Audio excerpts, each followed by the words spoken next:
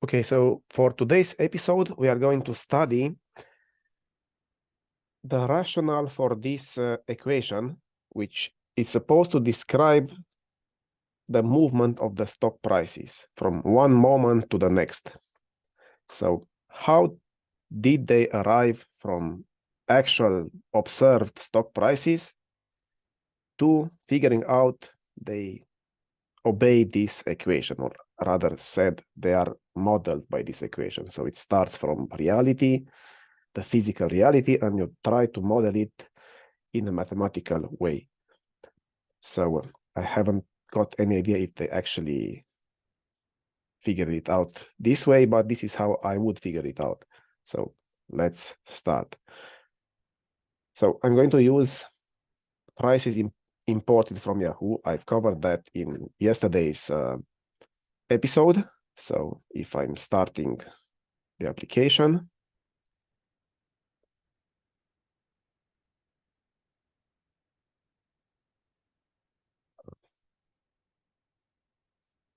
let's disable this for now.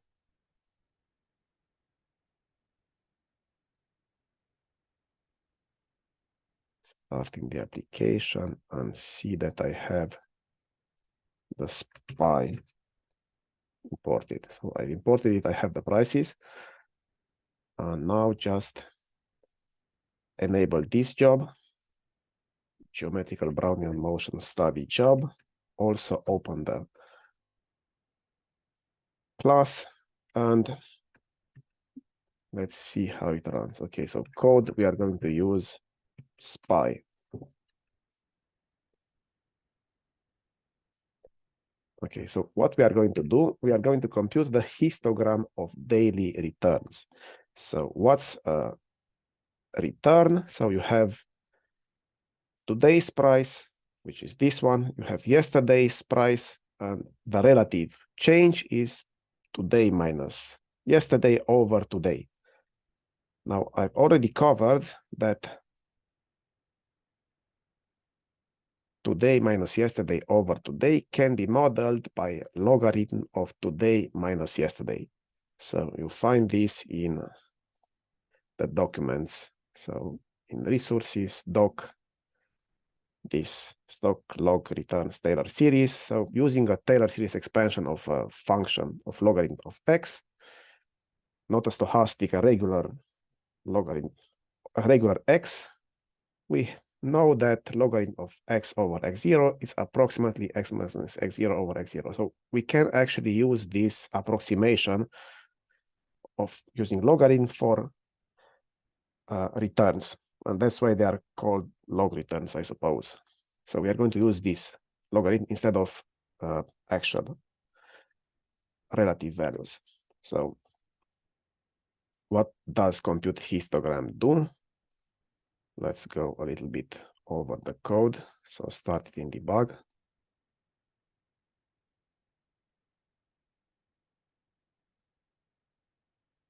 Okay, I'm loading the ID of the SPY. I'm getting the data range, start day, end day. I'm loading the prices and finally starting to compute log returns. So what does this mean? So I have how many records?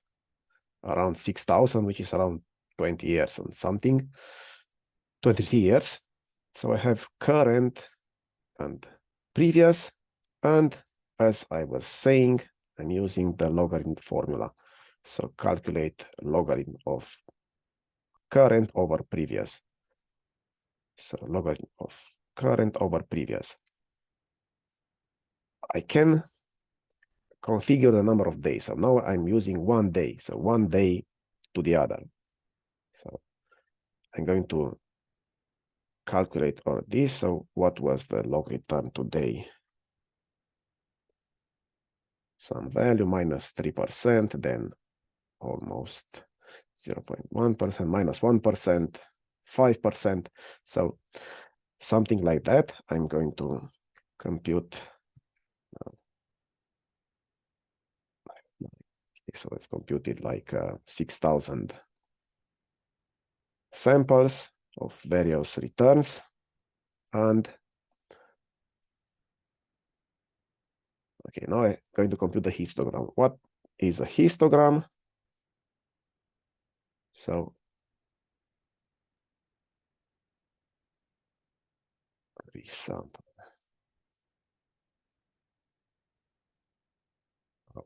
Something like that.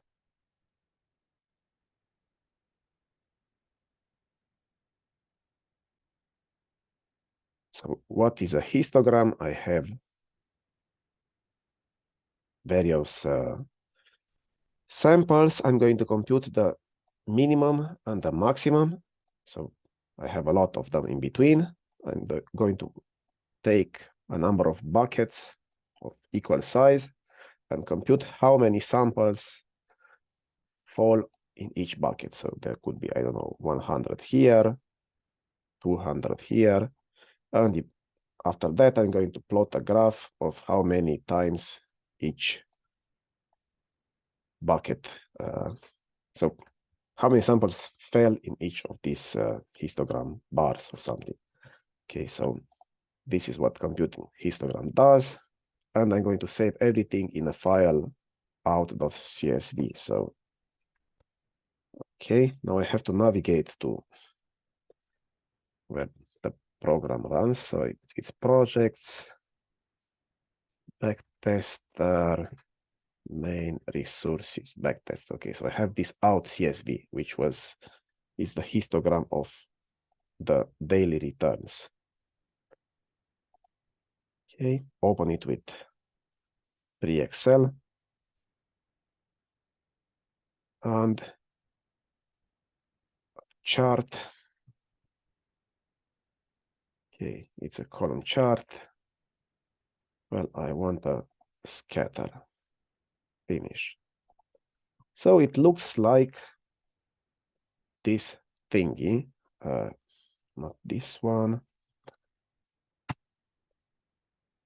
Wikipedia normal distribution. So if I'm looking at this, probability density function, which is actually what a histogram is. So how probable is that a certain value will be in a certain interval? It looks normally distributed, pretty much. And it's pretty symmetric also. So the smallest is minus 10%, the highest around plus 10%. But those are outliers, and most of them are around 0. Something like that. Okay, so it looks like a normal distribution. So what do we do from here? So how do we get from this histogram of daily returns to this equation? So let's proceed next. And do the other thing.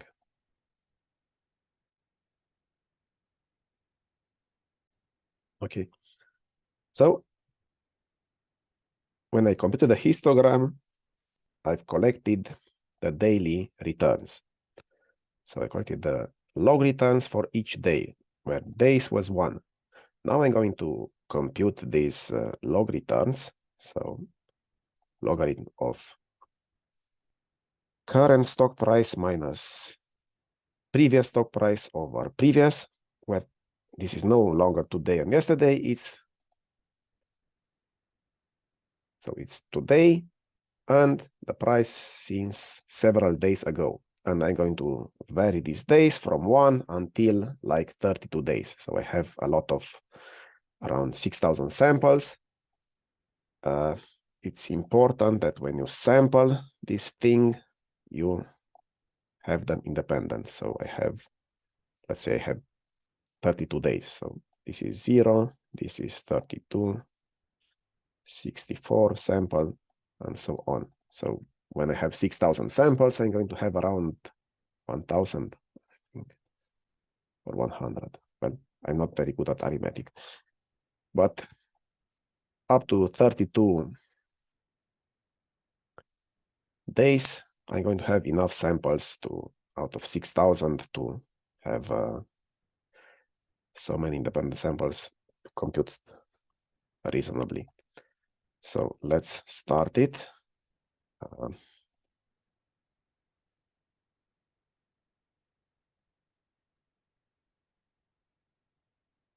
Okay, so I collected the returns for 1 day. What do I compute here? Well, I compute.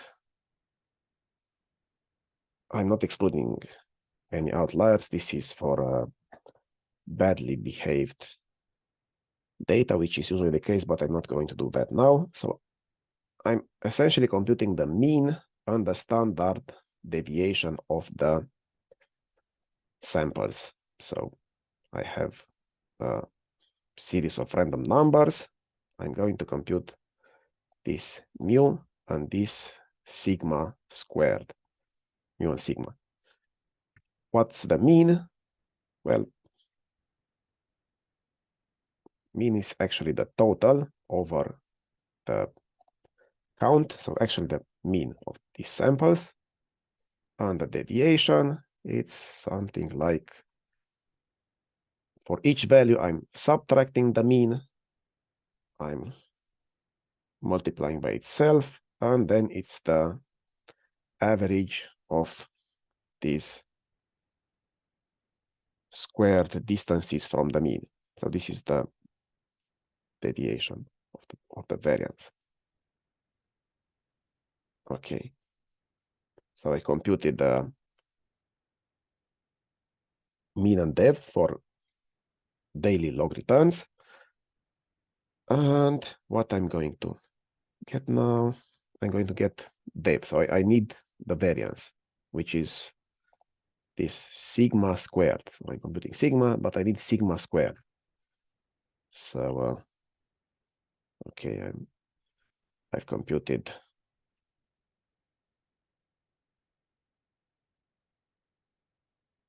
y is sigma squared. And what is x? Well, I'm not going to use actual days. I'm going to use how many, the year fraction of a day. So if there are 252 trading days in a year, then 1 day it's this much of a fraction out of a year. So for 2 days, the year fraction grows. So for different days, I have different sigma squared, so variances, which I'm adding them to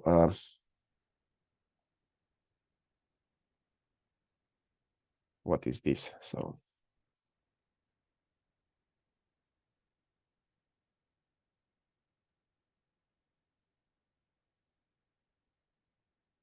So this is x, which is year fraction in days, and this is y.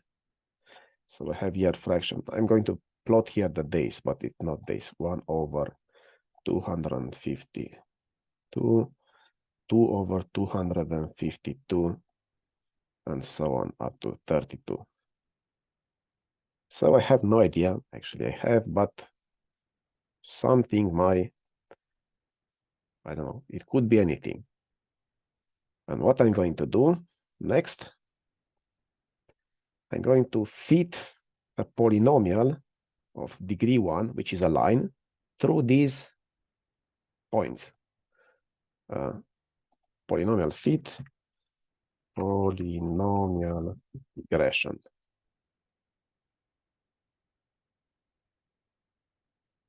So, blah, blah, a lot of theory, but for degree 1, it's very simple. You can find the code. And what it does, it finds the line that best goes through these points. So maybe it's this, maybe it's this, maybe it's this. We have no idea yet. So we are going to plot both the points and the fitted line, which best approximates these points. Okay, so I've fitted, And now for each point, I have the original point and the calculated one, so I fitted a line which has the parameters alpha plus beta times x, slope and constant. Okay, so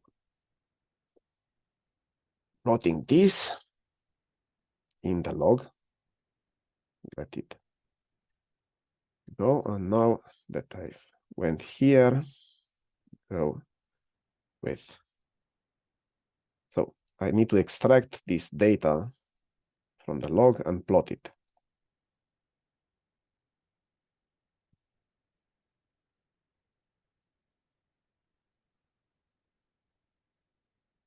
Okay, so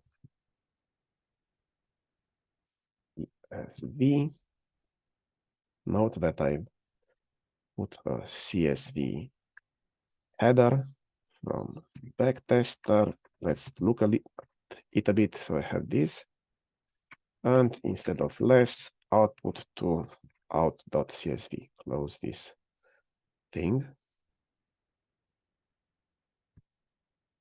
Okay, so now we have the variance at each day and the line that best approximates it. So look at out.csv. How does it look? Okay, delete this and plot this thing. Insert chart, scatter, finish. Well, it looks pretty linear. We're going to have some noise for various reasons, but it's clear that it's a line. So the variance seems to grow linearly with the time. Now, what does this mean? Well,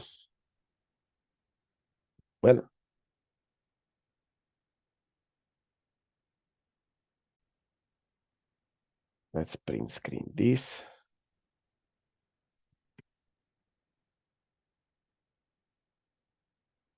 Paste it here.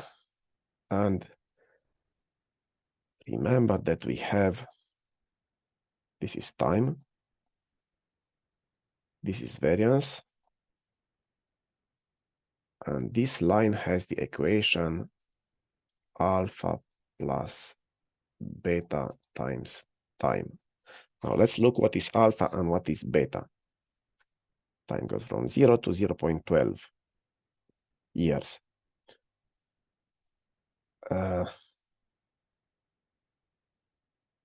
Yes. Backtester. Okay, so I've also plotted this. Okay, so alpha is pretty much 0. We can see that it kind of goes to 0. So we are going to assume that it's 0. And beta, it's something like this. So 0.025. So beta is this.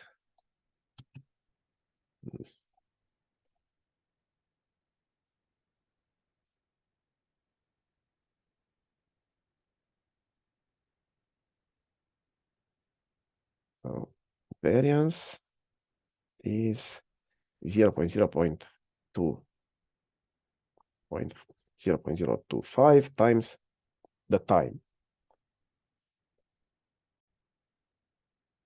But remember that variance is sigma squared.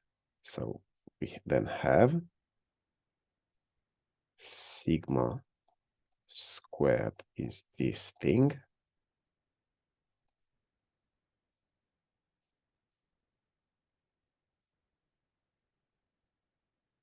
Which means that actual sigma is square root of this thing. 0.025 times the time. Let's compute square root of this.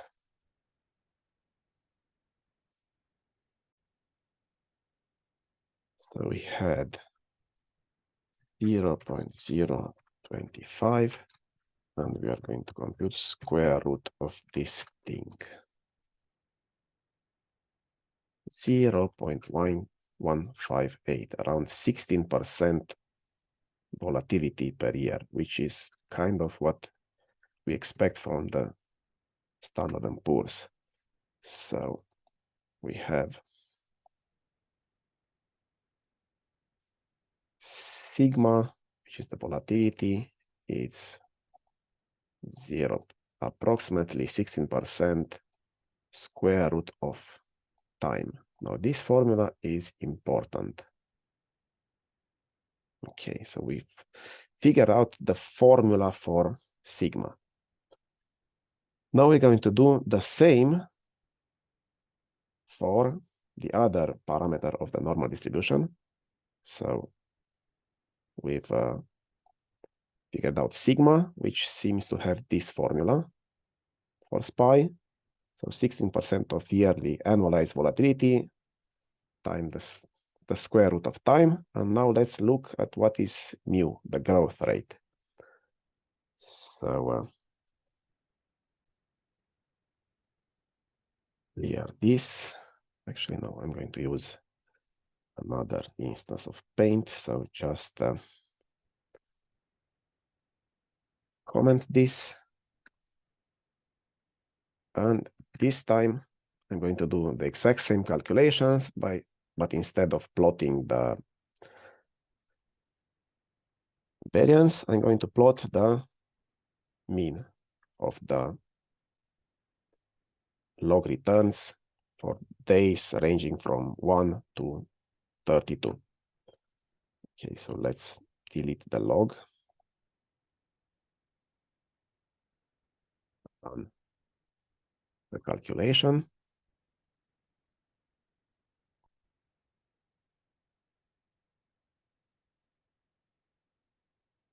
Has worked.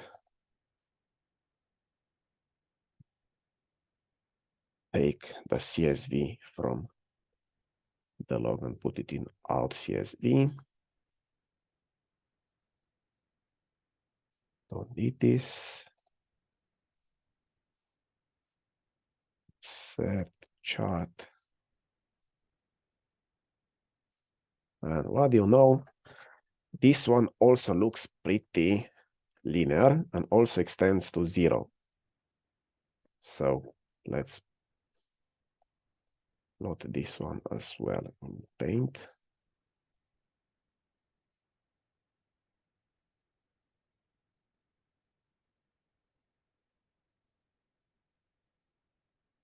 Paint.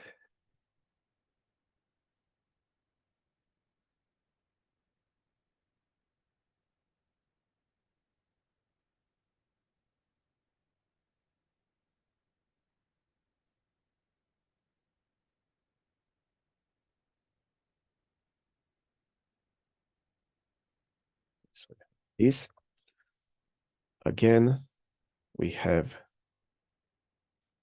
mu. Need this mu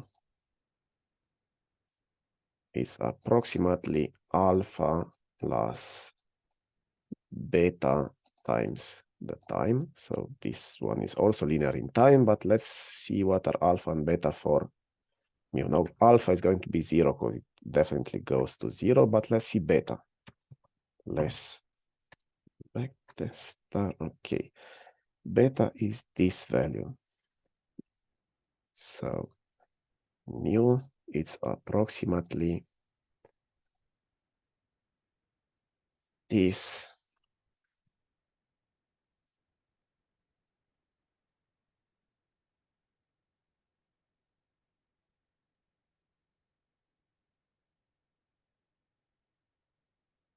times the time. Okay, so this is it. So we have the formula for sigma, and we have the formula for mu. Now what we observe is that mu is using time and sigma is using square root of time. So let's see where we go with this. Okay, so let's look at what we got. So we have computed these log returns, and we have determined that for any time, where time goes from 0 to whatever, so we used 1 day until 32 days, we have this log return is a normally distributed random variable of mean mu and variance sigma. And we have determined that mu is equal to mu times time. So we have this mu with a hat. So mu with a hat is this 0. So it's 5% annualized per year times time. And for variance, it's about 16% annualized times square root of time. So we have the parameters of the normal distribution times z, which this z is a standard normal distributed random variable. So we have x, which is the normal distributed random variable of mean, mu, and variance sigma. And this is what connects them. So z is essentially a standard normal variable. Now, if we take time, so we had time 1 day, 2 days, 32 days, but if we take time infinitely small, so it goes to 0, then we have dt, differential time. So logarithm of stoch at differential time over S0 is, now we are going to use the actual differential formula, so not logarithm, but actual ds over s, and this is equal to mu times dt, so we replace time with dt plus sigma or square root of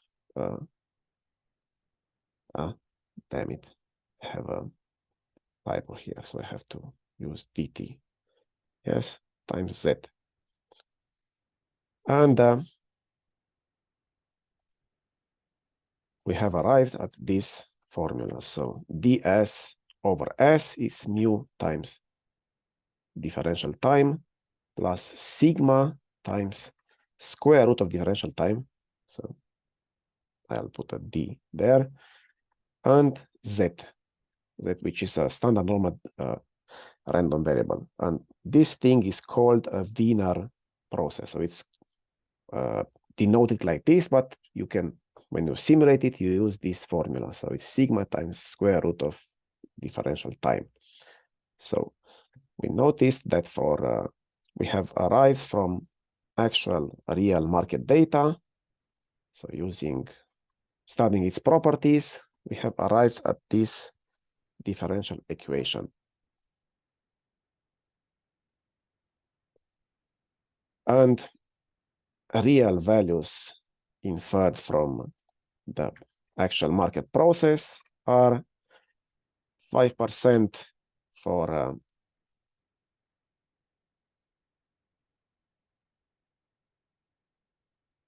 growth rate and 16% for volatility.